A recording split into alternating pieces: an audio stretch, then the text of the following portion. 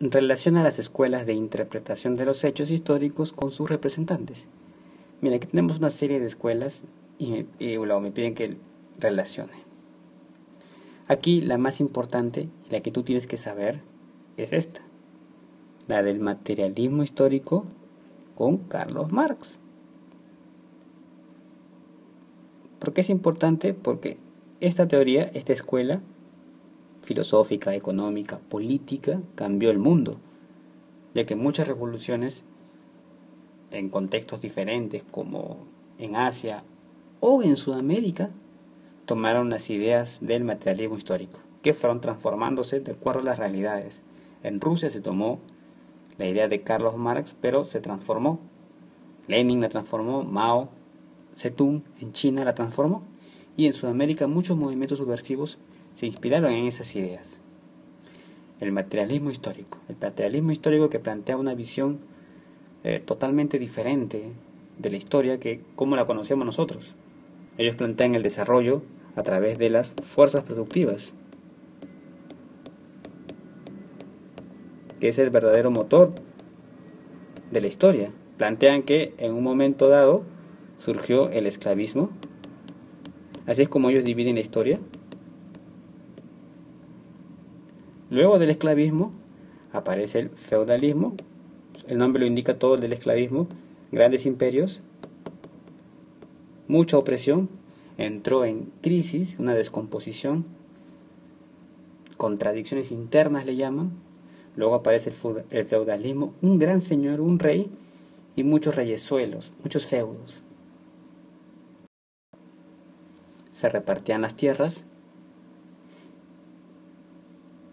Igual esto también generó contradicciones en el mismo sistema. Luego aparece el modelo liberal, digamos, capitalista, apoyado por la burguesía, y la acumulación originaria del capital. Y bueno, ellos planteaban que después de esto vendría el comunismo.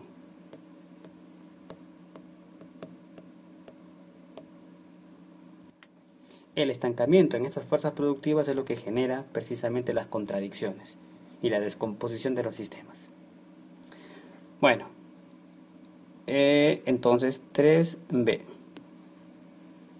Y fíjate que aquí no hay repetición en las otras alternativas, casi ninguna, o sea, había que saber solamente una, pero digamos que la más importante es esa, la que hay que saber. La escuela alemana, bueno, Leopold von Ranke. El positivismo, Augusto Comte, tuvo mucha influencia en el desarrollo de las ciencias. Después tenemos que la escuela de los anales, Fernand Braudel. El historicismo, George Collingwood. Bien, ¿listo? De Historia Universal, guía para el examen de licenciatura UNAM 2015. Dice así: en la doctrina política del absolutismo, muy bien, hay que saber qué es el absolutismo. A manera de introducción diremos que el absolutismo, vamos a poner aquí, absolutismo como doctrina política, surgió en el siglo XVII. Siglo XVII. Y se puede entender como una modalidad de la monarquía. Y fue instaurada por el rey Luis XIV. Rey de Francia, ¿verdad? Y tenía algunos principios. Vamos a ver los principios. Podemos establecer como que el absolutismo real o regalismo. Vamos a ponerle aquí absolutismo real.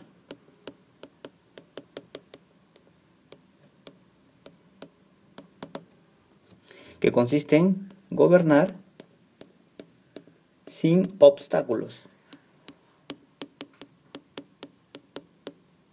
Esto quiere decir a su entera voluntad, sin rendir cuentas a nadie. Sin rendir cuentas. Esto quiere decir que anuló el poder de los señores feudales, las libertades municipales y prescindió de los estados generales. Otra característica era el centralismo. creo que su nombre lo evidencia. El mismo rey Luis XIV estableció una serie de reformas fiscales, militares y económicas bajo la influencia de su ministro Colbert para centralizar el poder real.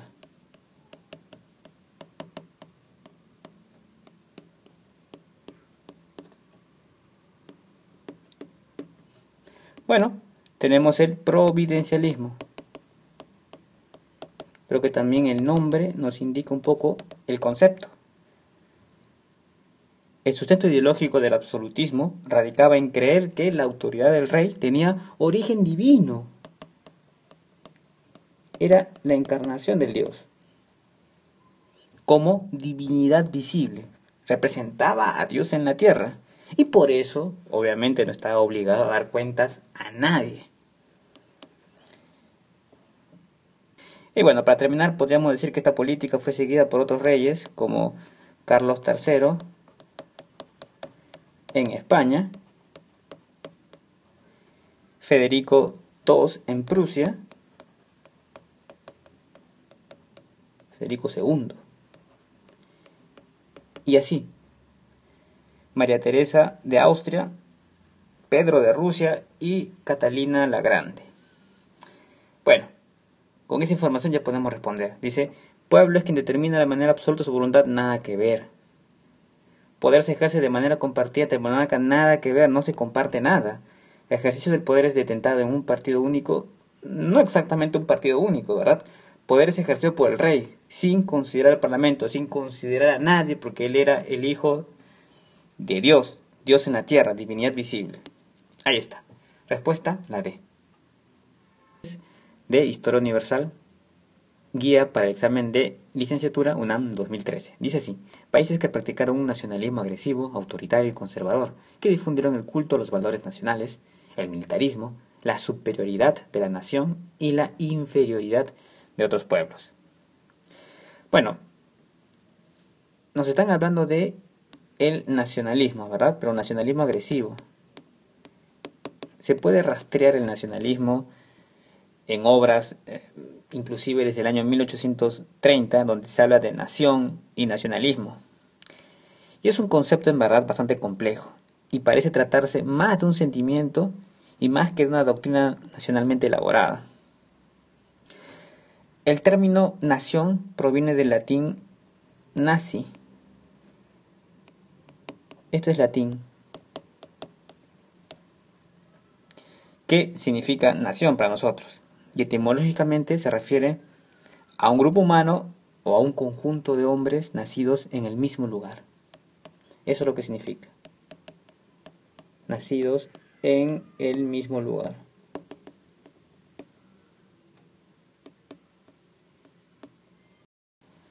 Y bueno, esta idea de nacionalismo hace referencia como que a tres pilares. La autodeterminación política, creo que el nombre también lo explica, auto es propio.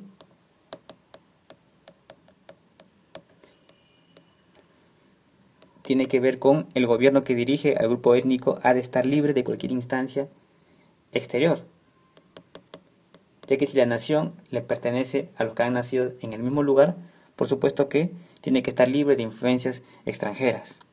Las nacionalidades que no posean un gobierno surgido de la propia vida interna y que estén sujetas a las leyes que les hayan sido impuestas del exterior se han convertido en medios para los propósitos de otros.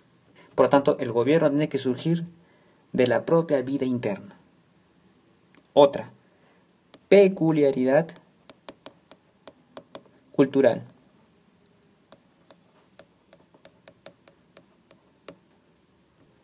Y lingüística, en la creencia de que el pueblo se identifica en una lengua.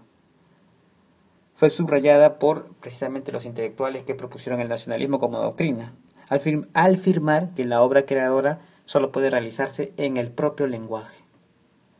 Y bueno, la última y la más radical, ya que me hablan de radicalismo, es la pureza étnica. Étnica, etno, hace referencia a raza. Y por supuesto los teóricos más agresivos rechazan la fusión de los pueblos con argumentos étnicos, argumentos biológicos, tales como que se pierde la fuerza, ¿no?, esa identidad, ya que si crees que el poder está en los nacidos en el mismo lugar, si hay fusión con extranjeros, entonces se pierde esa identidad, esa fortaleza. Esa es la idea de la pureza étnica. Esto se manifestó en Alemania y en Italia, lo que luego se tradujo en fascismo y en nazismo, pilares ideológicos de las guerras mundiales. Guía para el examen de licenciatura UNAM 2015. Dice así: circunstancias económicas y políticas que impulsaron a Alemania, Japón y Estados Unidos como potencias internacionales al finalizar el siglo XIX. Bueno, a manera de introducción diremos que durante esta época que está aquí, al finalizar el siglo XIX, entre los años 1870 y 1914, a esta época se le conoce como la Paz Armada, que es el periodo entre el final de la Guerra Franco-Prusiana y la Primera Guerra Mundial, y se caracterizó por una ausencia de guerras entre las grandes potencias europeas y la existencia al mismo tiempo de fuertes tensiones que provocaron como que una carrera armamentista entre los estados más poderosos. Las causas de esta situación fueron, vamos a escribir aquí, en primer lugar podríamos citar el desarrollo industrial aplicado a la industria armamentista. Es lo que se conoce como la gran industria armamentista.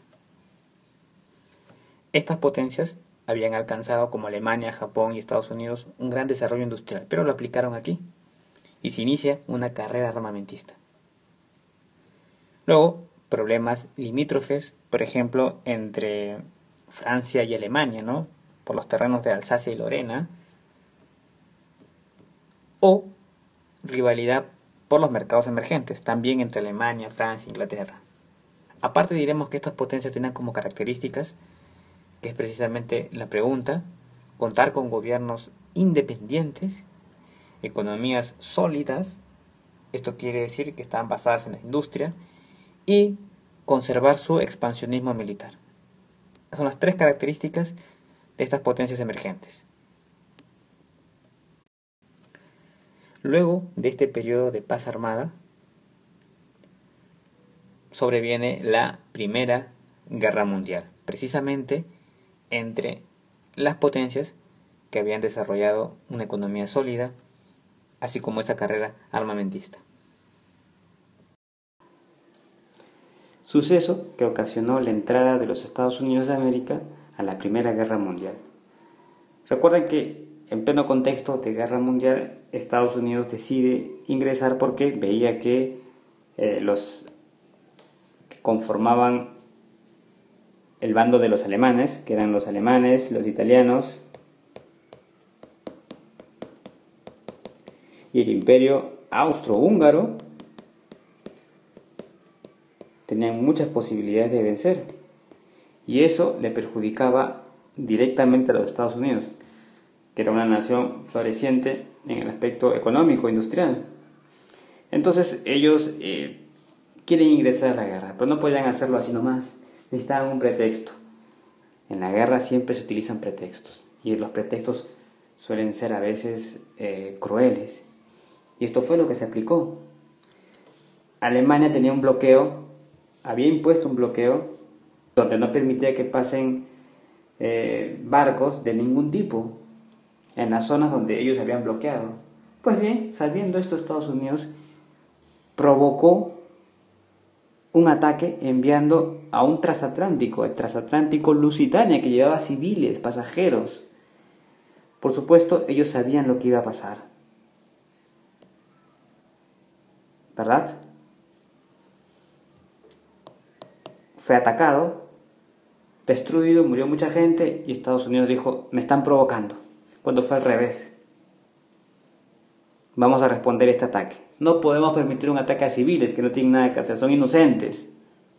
Y bueno, ingresó a la guerra. La siguiente opción dice el asesinato del archiduque Francisco Fernando. No, esto fue el pretexto o la causa de la Primera Guerra Mundial, ¿verdad? Que fue muy parecido a esta táctica.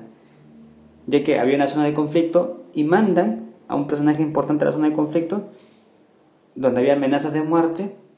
Por supuesto que va y le matan. Todo el mundo sabía que iba a pasar eso. La invasión alemana a Rusia, no. Acá dice que ocasionó la entrada de Estados Unidos. La revolución bolchevique tiene que ver con la revolución rusa.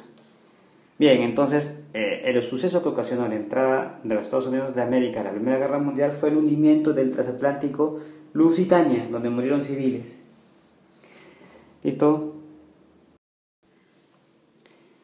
La pregunta dice así: regímenes militaristas de Europa en la primera mitad del siglo XX que se caracterizaron por ser antisocialistas, anticristianos y antidemocráticos.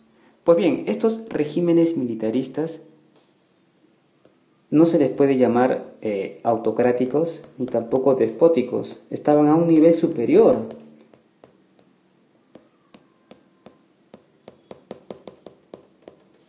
Se les llama regímenes totalitarios. Creo que el nombre les cae bien. Nunca antes hubo sistemas así, donde había un caudillo, un presidente, un jefe de gobierno que buscaba el control total de la población, para lo cual necesitaba agenciarse una policía secreta o servicios secretos de inteligencia.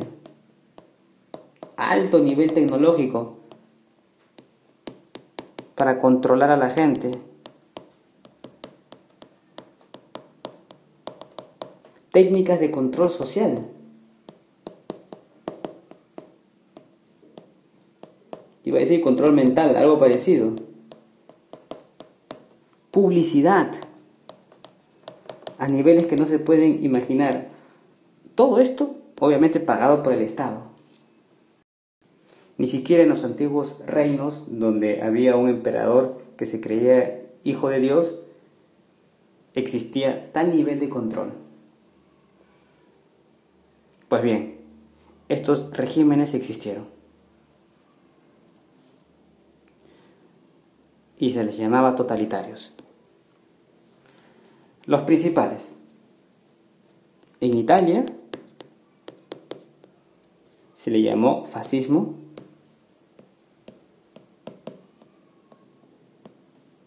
Y lo lideró Benito Mussolini.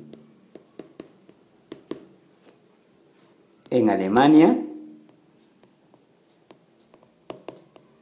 se le llamó nazismo. Y Adolfo Hitler era el jefe de gobierno. En España, un poco tardío esto, falangismo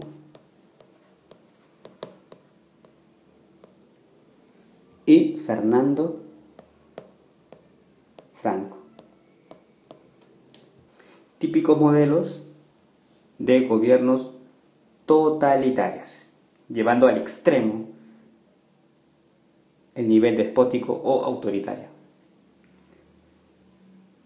De Historia Universal, guía para el examen de licenciatura UNAM 2015. Dice así: la tregua entre el Kuomintang y los comunistas para crear un frente unido antijaponés sentó las bases para la revolución.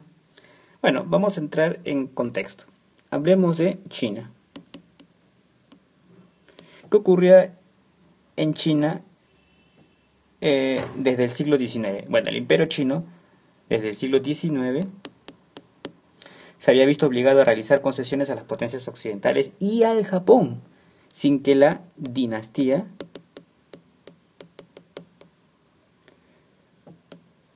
Manchú, también llamada así, Qing, pudiera poner fin a esta situación, a pesar de las innumerables reformas que llevaron como que a un estado de anarquía. Tuvieron que abdicar. Al abdicar, los gobernantes, la dinastía, aparece en este contexto un personaje, Sun Yat-sen, que fue el que instaló un gobierno provisional en Nankín, que conjugaba una especie de nacionalismo y democracia.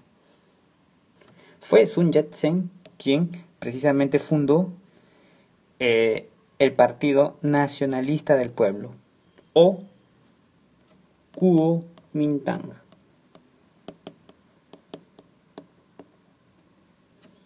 Bueno, a la muerte de Sun Yat-sen aparece otro personaje importante, Chiang Kai-shek, quien comienza a enfrentarse contra un nuevo enemigo, los comunistas.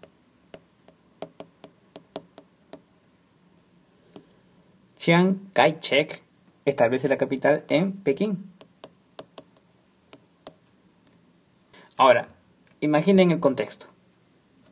Gobernaba la dinastía Manchú, no podía hacer nada contra las potencias occidentales y, lo que era más humillante para los chinos, contra los japoneses. Así es que estaba obligado a realizar concesiones territoriales. Increíble. Hay un estado de anarquía, tiene que aplicar. Sun Yat-sen organiza el Kuomintang, Partido Nacionalista del Pueblo. Luego le sucede Chiang Kai-shek, que tiene que enfrentar no solamente una especie de guerra interna contra los comunistas, sino también los afanes expansionistas del imperio de Japón. Vamos a poner así. Dos rivales, en el frente interno, los comunistas, y en el frente externo, Japón. Japón precisamente invadió el norte de China, estableciendo el estado de Manchukuo, poniendo como monarca a Puyi, quien había sido el último niño emperador manchú en China. Acá está. Invade norte, el norte de China, y lo llama Manchukuo. Y bueno, esto que está aquí es un estado títere, que se disuelve cuando Japón es derrotado en la Segunda Guerra Mundial. Pone como gobernante a el último de la dinastía de los Manchú, un tal Puyi. Bueno,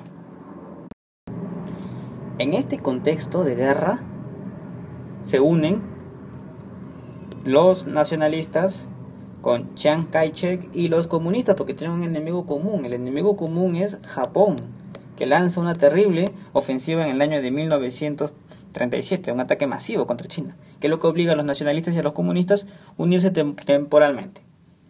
Una vez que acaba la guerra, Japón es derrotado, entonces termina el pacto.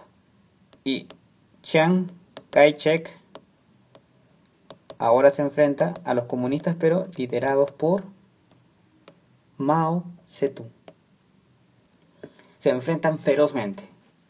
Sale ganador Mao Zedong. Chiang Kai-shek tiene que retirarse a Formosa, Taiwán. Es disuelto el Kuomintang, el partido de Chiang Kai-shek, y se instaura la República Popular China. Esto en el año de 1949. Derrotado el nacionalismo. Bueno, esto es el contexto de lo que se conoce como la Revolución China. Ahora sí podemos responder la pregunta. Dice aquí, la tregua entre el Kuomintang y los comunistas. Ya entendimos por qué se dio esa tregua para tanto un enemigo en común, externo, para crear un frente unido anti-japonés. Sentó las bases para la Revolución China. Ya que una vez derrotado Japón, aparece en escena un personaje como Mao Zedong, quien se proclama victorioso de la llamada Revolución China. Historia Universal, guía para el examen de licenciatura UNAM 2015. Dice así: alianzas militares con fines defensivos que se formaron como consecuencia de la rivalidad entre la Unión de Repúblicas Soviéticas Socialistas y Estados Unidos de América durante la Guerra Fría. Contexto: con el fin de la guerra, Estados Unidos y la URSS, Unión de Repúblicas Socialistas Soviéticas, se presentan como las principales potencias que, de ser aliadas, se separan y ahora se enfrentan por la hegemonía mundial. ¿Quién manda? Básicamente debido a motivos políticos. Las características de la nueva situación política internacional fueron el mundo bipolar, o bien te ibas a un lado o bien te ibas al otro. Bloques militares, económicos también, carrera armamentista,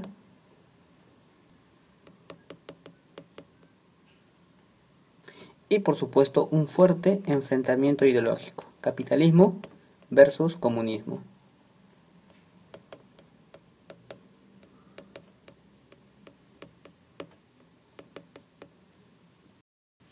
La pregunta hace relación a los bloques militares. Bien, veamos cuáles fueron esos bloques militares.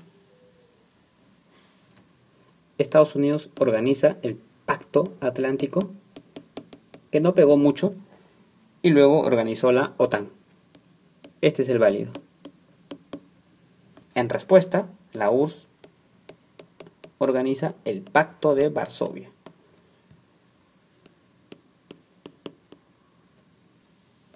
Entonces, la respuesta es Pacto de Varsovia y la OTAN.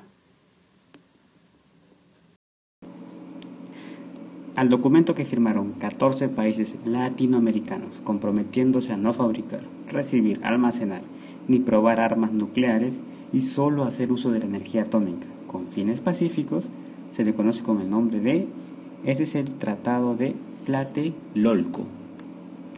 ¿Cuál es el contexto? El contexto de esto es la crisis de los misiles en Cuba. Crisis de misiles.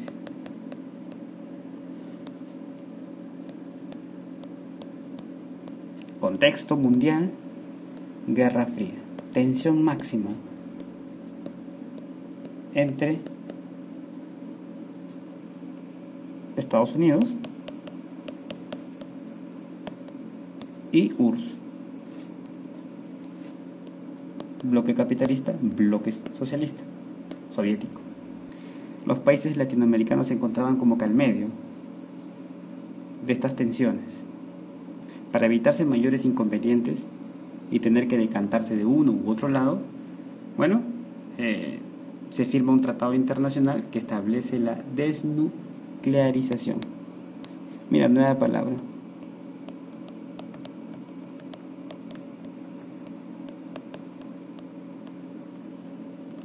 De América Latina.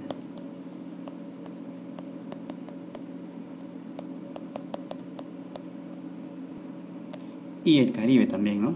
Vamos a contar acá. Y el Caribe. Esto fue propuesto por el presidente de México, Gustavo Díaz Ordaz.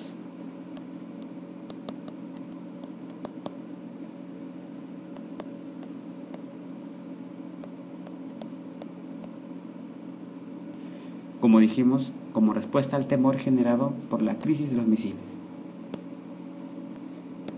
Bien.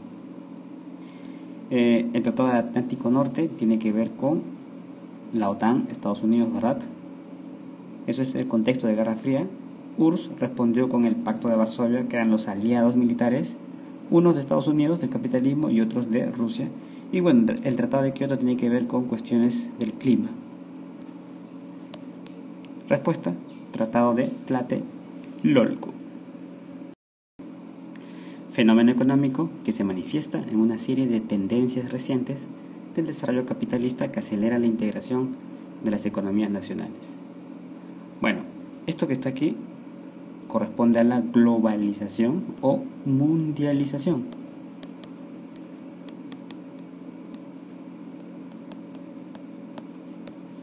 Que consiste básicamente o plantea economías libres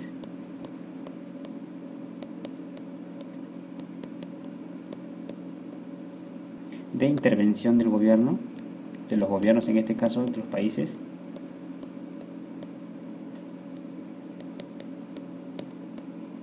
gubernamental, lo que le da absoluta libertad a los mercados, propone tratados de libre comercio,